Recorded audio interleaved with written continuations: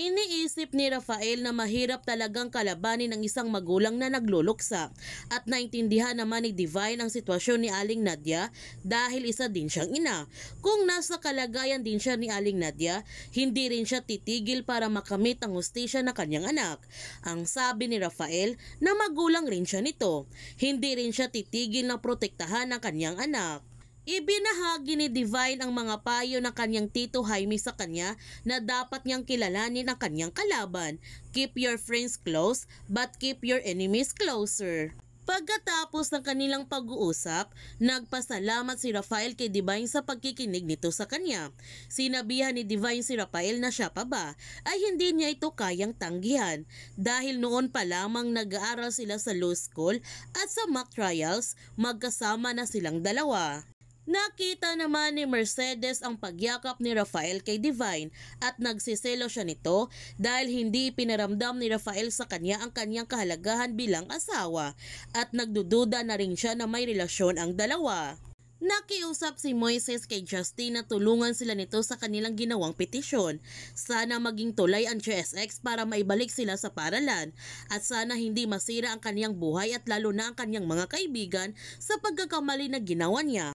Pinagalitan sila ni Justin na bukod na expel sila sa paralan ay ground expel din sila sa GSX sa kanilang ginawa. Sinisira nila ang pangalan ng GSX, hindi ganyan ang mga GSX brads. Ang sabi ni Moises, paano kung napaamin nila si Percy? Nakatulong pa sila sa kaso ni Roland at pati na rin ito sa kanilang frat. Ipinapakita nila sa mga tao na tumutulong sila sa mga taong nangangailangan. Sinabihan ni Justin si Moises na matagal nang alam ng mga tao na tumutulong sila sa nangangailangan pero they do it in a right way. Nakakalimutan na ba niya na karangalan buong puso ipaglalaban? Ang sabi ni Moises, nasa pinagsumpaan din nila ang walang maaapi at walang maiiwan. Ang sabi ni Justin, pero bawal sa kanila ang manakit ng kapwa estudyante. Aminado si Moises na nagkamali siya nito pero nung na-expel silang tatlo, tama ba ito ang ginawa ng school admin sa kanila? Ang sabi ni Justin na desisyon na ito ng university. Ipinaglalaban pa rin ni Moises sa kanyang mga kabrad na mali talaga ang desisyon ng school admin dahil simula pa lamang pakiramdam na niya na kontra na talaga sa kanila si Mr. Custodio nung nalaman niya na nakikialam sila sa kaso ni Roland at bakit kaya? Nagtanong si Moises sa kanyang mga kabrad kung hindi ba sila nagtataka. Bakit kaya walang kasuporta-suporta ang Crestwood sa kaso ni Roland kahit napakalinis ang pangalan ni Roland sa Crestwood. Ngunit hindi sila sumasagot sa mga katanungan ni Moises, nananatili pa rin tikom ang kanilang mga bibig. Dagdag pa ni Moises na sabihin na nila na isang poser, adik o ano-ano pa si Roland. Hindi ibig sabihin na dapat na siyang patayin. Sabihin na nila ang lumantad na suspect ay yung totoong killer ni Roland. Hindi ibig sabihin na hindi na nila pakinggan ang apela ni Aling Nadia.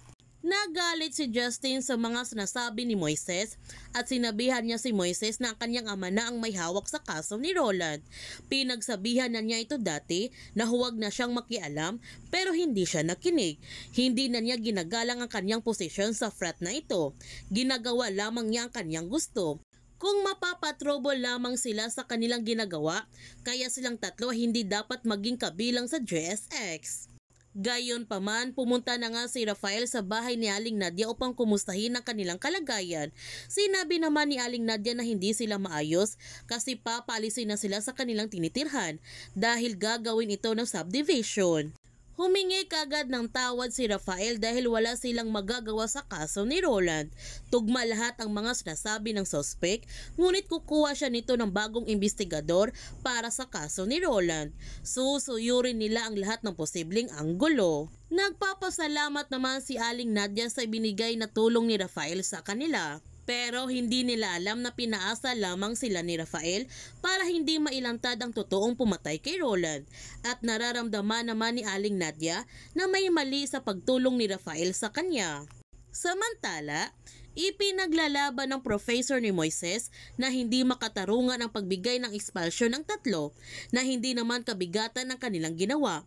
Ngunit sa ibang estudyante na nakagawa ng harassment sa kanilang kapwa estudyante, hindi nila ito binigyan ng expulsion, suspension lamang ang kanilang ibinigay. Ngunit walang magagawa ang professor ni Moises na ipaglaban ang karapatan ng tatlo dahil pati ang kapwa niyang professor ay sang-ayon sa desisyon ng school admin. Nakita ni Jaime sa balita ang pagpunta ni Rafael sa bahay ni Aling Nadia, kaya tinawagan niya ito kaagad para tanungin kung ano ang ibig sabihin nito. Sinabi naman ni Rafael na kailangan niyang makuha ang loob ni Aling Nadia at since na siya ang nakatutok sa kaso, kontrolado na niya ang lahat at hindi malalaman ang totoo at pinayuhan siya ni Jaime na mag-iingat siya nito dahil maraming nakatutok sa kanya ng mga media. Nagpaalam na nga si Moises sa kanyang trabaho dahil hindi na talaga magagawa ng paraan ang kanyang expulsion. Naghihinayang naman ang may-ari kay Moises dahil masipag ito sa kanyang trabaho. At nakita naman ni Moises si Percy, kaya hinabol niya ito kaagad. Sa hindi inasahan, nakita niya na kinausap ng kanyang mga kabrad si Percy. Nagtataka si Moises kung bakit nila kinausap si Percy at mukhang seryoso ang kanilang pinag-usapan. Lumapit si Maxine kay Justin para humingi ng tulong na kung pwede tulungan niya ang kanyang kuya Maki na hindi maituloy ang expulsion nito sa paaralan. Humingi ng tawad si Justin sa dalaga dahil wala na siyang magagawa. Habang si Moises, pinuntahan niya ang kanyang mga kabrad at tinanong niya kung bakit nila kinausap si Percy. Magkakilala ba sila? Biglang dumating si Justin at sinabihan niya si Moises na inutusan niya ang mga ito para pigain si Percy. Dahil inisip niya na baka tama ang kanyang kutob, pero hindi talaga kilala ni Percy si Roland. Sa pag-alis ni Moises sa Crestwood, ito na kayang katapusan ng kanyang mga pangarap. Yan ang ating aabangan sa Pamilya Sagrado. Kung bago ka pa channel ko, don't forget to like, subscribe, and click notification bell para palagi kang updated sa mga videos in-upload ko. Thank you for watching and God bless to everyone.